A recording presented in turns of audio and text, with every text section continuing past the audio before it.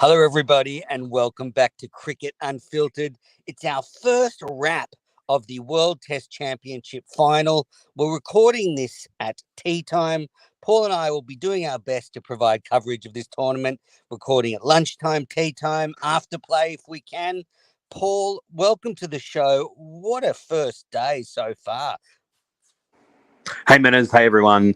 Yeah, it's great to have the Test cricket back. IPL's been fabulous, but there's nothing like Test cricket.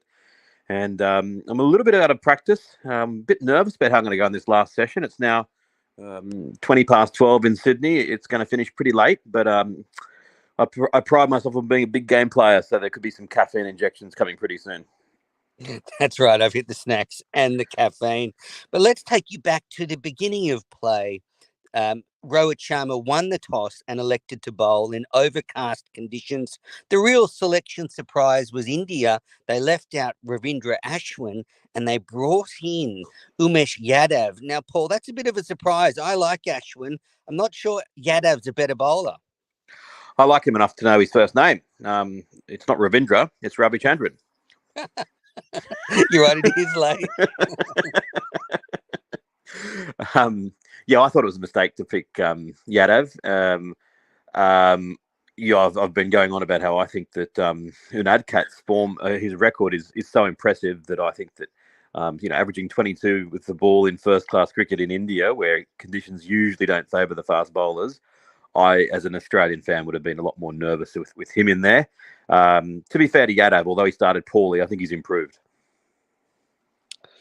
Yes. So Australia didn't pull any surprises. They went with the team that they floated the day before. So Boland, Stark, and Cummins as the pace attack with Lyon as the spinner. So no surprises for the Aussies. And then they were sent in and the ball was zipping around early. And Khawaja was the first to go out for a duck, caught behind off Siraj, just a feather through to Bharat. And Australia were 1 for 2. And that first half an hour was really tough for the batters. Yeah, I mean, the stats are pretty diabolical for opening batters in English conditions in recent years, and you can see why there. I do think that although the Indians bowled well, they didn't quite deliver enough balls right on the money. That you remember sometimes you see that graphic that they'll show midway through the first day of a test match, the number of or the percentage of balls that were hitting the stumps, and it's always lower than it really should be. I think they should change the graphic to the percentage of balls that are right on that kind of third and fourth stump height, a little bit higher line. I don't think that India quite got enough balls in that position. Mohammad Shami, we discussed on the last podcast, surprisingly averages over 40 runs per wicket in England. And they were talking about it again, that he has this incredible record of beating the bat in England. And that just a few two balls, not short, but just maybe 50 centimetres short of where they should be that might otherwise produce the edge. Yeah, kind of expected when you think a lot of these bowlers have come off the IPL, haven't been bowling in first-class cricket. So not surprised, maybe their radar was a little bit off. But no, I don't buy that. I mean, like I think you were going to jump on my throat about that. Well, I mean, they it's their elite players. If you've got a bowler who's like running in and bowling a bit too short, sure, one or two balls, but not that many. So I just think it's a reluctance to be driven, and I understand that no one wants to get driven, and you feel if a batter cracks a beautiful off drive, and you think, well, what's the point? It's a hard thing to do to put yourself out there to do that again, but you kind of have to, I think. Yeah, definitely, especially if you want to get that movement. And I think you're right that if I would like to have seen Anderson and Broad in those conditions and seen what they did with the ball. I think it would have been vastly different to what we saw from the Indians. So Khawaja, just a feather, just the faintest of edges. He almost referred it. So he mustn't have got much on it. No, and it's we talk about the old truism of the batter always knows when they've hit it, and that technology has proven that to be not the case. And it's an amazing thing, because you always, playing cricket, you felt for sure that you knew when you hit it, and you knew when you didn't. But there's that that strange zone now. That yeah. So and we talked about it before. I don't think I actually saw them show the ultra edge, but obviously he did hit it, because if he didn't, they would have made a big deal of it. So he went. Labuschagne came out and was hit in the hand very early on from Siraj, a nasty blow. Then survived a couple of reviews early from Shardul Thakur. Tough little period for him, but I really noticed that you could tell he'd been playing in English conditions. He had a method. He was nudging the ball round to get off strike, and he didn't look like he had a plan. Yeah, and it was great Test cricket to watch. It was tough. It was there was the narrative at the other end of Warner. I remember watching as the first ball was bowled to him, just thinking, if this knocks his off stump out of the ground, that could be the beginning of the end of his career. And I was really pleased that he got in and got a start at least, because I think that does probably ease a little bit of the pressure. We'll talk about how disappointed he would have been to get out, but Labuschagne looks good. Scoring wasn't easy though, and it was it was a really good battle. Yeah, that first hour was very tough, but Australia survived. And then there was that lovely period from Warner where he unloaded on some boundaries, hit four boundaries off one Yadav over, and motored to 43 off 60. And as you know, it was just a nice little innings. Yeah, and then totally against the run of play. But he's done that a few times, not necessarily with the shot that he played today, where remember he used to have that sort of half flick, half pull that you'd sometimes kind of top edge. Today's wasn't quite that. It was more of more of an authentic pull, but he didn't actually really hit it all that hard. Just got a little bit on it, went through to the keeper, and Barrett took a superb catch, and Warner was naturally absolutely devastated, because it's the classic case. If you've done all the hard work, didn't even get to 50, but a good 43 in pretty tough conditions. Yeah, so that made the score 2 for 71 just before lunch. So Steve Smith came out the second last over before they took lunch. So a vital little wicket for India. And then just after the lunch break, well, we talked about Shami being a little bit short in the first session. Well, I think the bowling coach had a word with him, because he pitched one up to Marnus that swung back and went between bat and pad, and he was bowled for 26. And that made the score 3 for 76 just after lunch. And I would say at that point, the game was in the balance. Absolutely. It was kind of a bit of a surprise, because Labuschagne was looking, pretty solid. And yeah, as we said, I wonder why Shami doesn't bowl more balls. Why doesn't bowl more balls that shape away and cut back off the seam and, absolute perfection.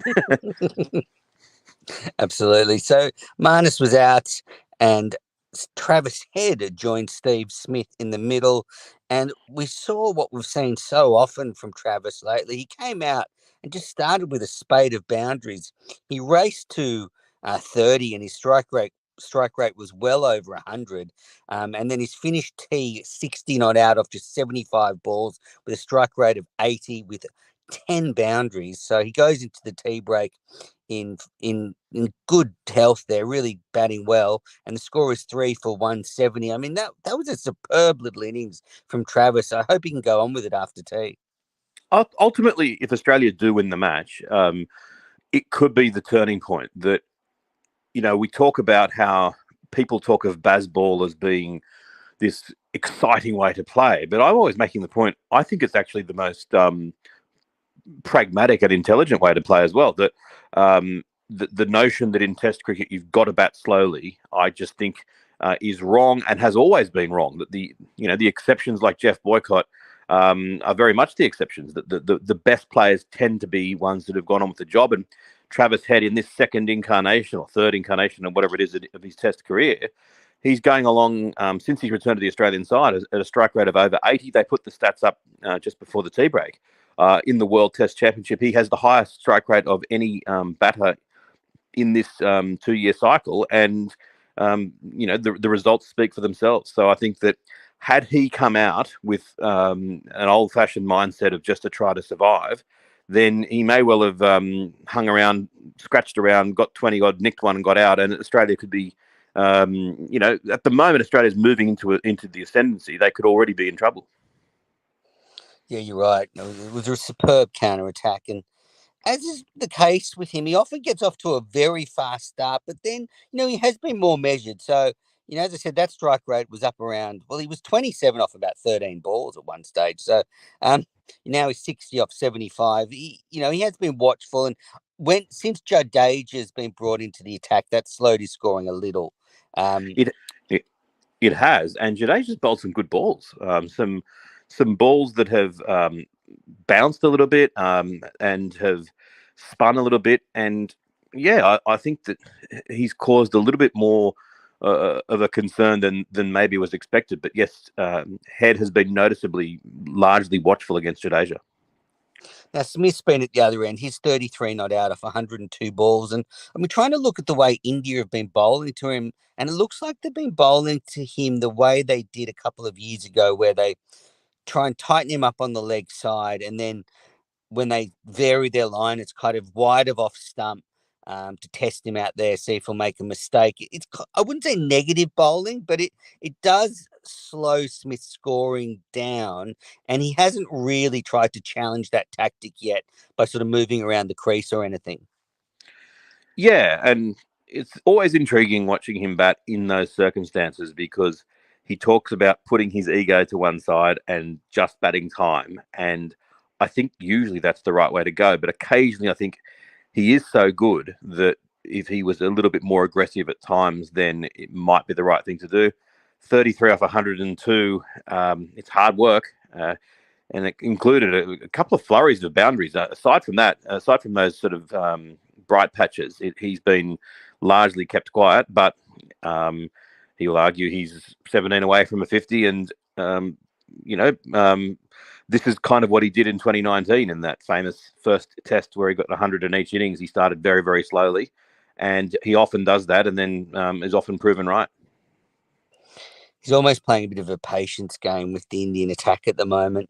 But I think if he could sort of anchor the innings, and it will allow Green and Carey and the tail to bat around him. So a lot of responsibility, but he'll relish it. So 3 for 170, 51 overs gone. Paul, two things. I'm gonna get the first one off my chest in tribute to Richie Benaud. They're 9 overs behind the over rate. What are they doing?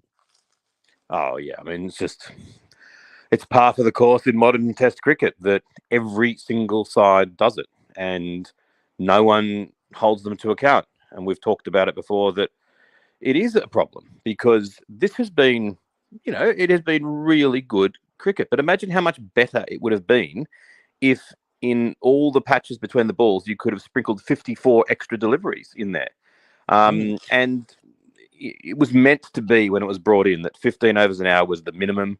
It's become not only the target, but it's not even the target because you've now got the extra half hour. So it's effectively become 14 overs as the target. And I know that there are reviews and there are more stoppages than there used to be, but they've, we will go blue in the face, but one day the International Cricket Council will take it seriously and they could fix it like that. They could pick one of 5 different methods and all of them would work. And up till now, they haven't done it. And yeah, it's annoying, but it's the way it is.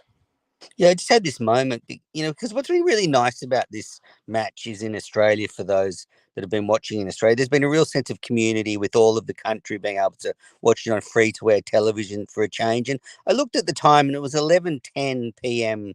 Australian time in Sydney, and only 35 overs had been bowled. And I thought, that's a bit of a shame that there's been, 3 hours of cricket there, probably a huge viewing audience, and they've seen good cricket, but slow cricket. Yeah, but again, it's not a criticism of India because every single side does it. If Australia had been bowling now, they would have bowled just as few overs. And I don't understand how they don't realise that. I'm not doing it at the moment because I don't sort of have the capacity. But normally, what I do is we'll pause the game, get a coffee, and come back and watch it, and fast forward between the balls and catch up. And when you do that, you realise how slow it sometimes is because sometimes you jump forward 15 seconds and it's usually 2 lots for a fast bowler, 1 lot for a spinner, and sometimes you jump forward 30 seconds You got to go 45 and 60, and you realise they have taken absolutely forever between balls for no good reason. They talked about the other day when Bradman's 150 record for the fastest 150 at Lords that was set in 1930 got broken by Ben Duckett the other day. Bradman's 150 came off about 166 balls, but what was famous in that day was that I think they bowled something like 22 overs an hour throughout the day. So, at the same point then, in this game then, they would have already bowled something like 88 overs. It's just unbelievable compared to the speeds of overs nowadays. Yeah, and I think, it's frustrating. All right, last one, because the players are resuming after tea. So I just want to leave this question with you. Pose it to you. I think already, and my feeling is Sharma's messed up at the toss. I mean, he's taken a gamble to throw Australia in because he probably didn't want to bat in those conditions. And Australia look like they're going to score a big first innings total. And look, a long way to go in this Test match. I mean, Rohit Sharma could score 200 and India win by an innings, but that decision looks erroneous at the moment. It's hard to say. I mean, we're in a dangerous territory. We're putting this up live, and within half an hour, within half an hour of this being out, Australia could go from 3 for 171 to 6 for 190 very, very easily. I do feel for Sharma as well that the sun came out very quickly. Like it was leaden skies at the toss, and then the sun came out. And now for most of the day, the sun's actually been beaming down. I've noticed a couple of the crowd have been having umbrellas up to not for the rain, but to keep them shielded from the sun. I think it's probably the same. Wow. Yeah, I think it's the decision I would have made. I would have bowled first because I think that it's going to get flatter and easier. I think that they should have taken more of an advantage of that opening session than they did. So. I don't think you can blame the captain so much. I think that the bowlers, they didn't bowl badly, but I think they could have taken more of an advantage of it. Yeah, and I also think Australia have to be careful because a lot of batters have got starts so far. Warner 43, Labuschagne 26, Smith and Head not out, but they do need a big 100 to really, get a big score. They're not going to get a massive first inning score unless one of these batters goes on. So that's all to come. Paul, thank you very much. Thanks, listeners. Look, we're going to be recording these wraps. We're not sure when. The thing is, Paul, sometimes I just fall asleep, like sometime during that last session, and you just can't get me up. So we'll just have to hope that doesn't happen. Yeah, it's tough. It's tough.